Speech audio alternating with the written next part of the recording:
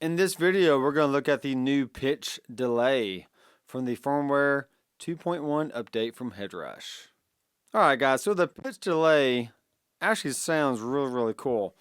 And there's a few different presets in here that get you in the ballpark of where you want to go.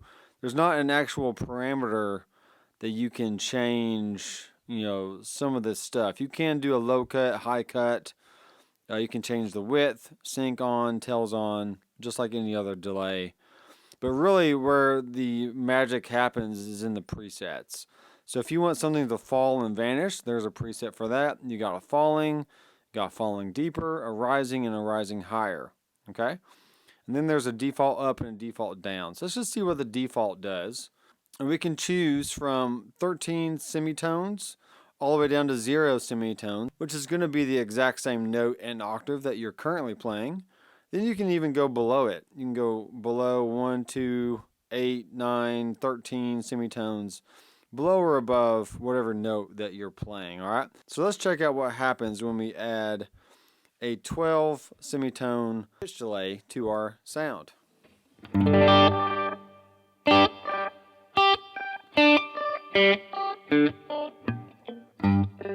Cool. Alright, so we have the feedback all the way down. Now this goes all the way up to 65% on the feedback, and they kind of cut you off right there because if you wanted to go to 100, it would easily start running away from you and get all crazy. So the max you can get is 65, and they do that for a reason, okay? Okay, so you can hear that one note. It keeps rising in octaves per the delay setting, okay? So if we have it on a quarter note delay, it's going to be, here's the tempo, 1, 2, 3, 4.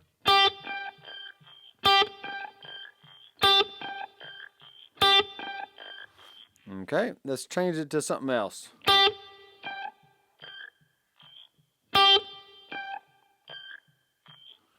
Okay, and that's fine. We can also change the level. So if you want that delay to be a little bit louder than your normal clean tone, then you can do that. And let's turn the sync off and see what happens if we change the delay time here. So, okay, a little too long. Let's change it to around 600. Alright, cool. So let's go ahead and go back and let's change it to 0 semitones. So it's going to be the exact same note and octave that you're originally playing. Okay.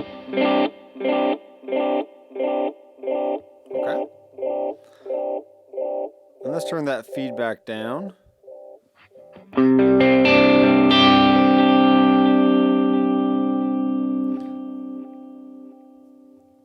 Alright, so now you have a delay that is voiced a little bit differently than your analog delay or even your digital delay. And it has a little bit of warble to it, a little bit of character, a little bit of finesse. You can actually detune the notes up or down. So let's tune it up a little bit, see what happens. Okay, so the note that you originally play is now going to be tuned up each time it repeats, and then we can adjust the cut of that, so the overall frequency range that the delays are allowed to produce in. So we can make it a little bit darker. We can make it a little bit thinner by rising up the low cut. All right. So there's a lot of variants that we can adjust here within the pitch delay. Let's look at one more. Let's see what happens if we do a fifth or 5 semitones. Okay. So 2 semitones is one whole step, right? So think of it like half steps. So 2 half steps make a whole, just like if you were playing a note. So let me turn off the delay here. So if I'm on C, I go up 2 semitones, that's going to be a D. Okay, so let's try that out. So let's choose 2. Okay. Okay, and you hear it's going up a whole step each time it repeats, which is really cool. So, and it's basically playing you a whole tone scale, which is a scale that has only whole notes. There's not any half notes in there at all. Okay, so 4 semitones is going to give you a major third, because that is 2 whole steps is a major third away from the root note. So in this case, we got C to D, which is our first whole step, and then D to E, which is our second whole step. Therefore, C to E is a major third. All right, so check this out. Okay, so just by knowing a little bit of music theory, we can figure out what this pitch delay can give us on any certain setting. So if we do 3 semitones, that's going to give us a step and a half. That's going to give us a minor third. So here's a C original note with a minor third on top, repeating each time it delays. So that is basically a diminished triad. So check this out. And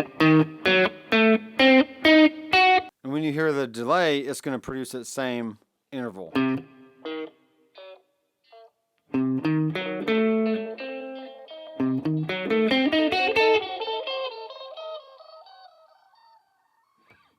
So experiment with the different semitones that you have available, and you're going to find all kinds of wacky things to do and fun music to create. So stay tuned for the other videos in this series, and I am Dr. McFarland. I will see you in the next video. Keep rocking.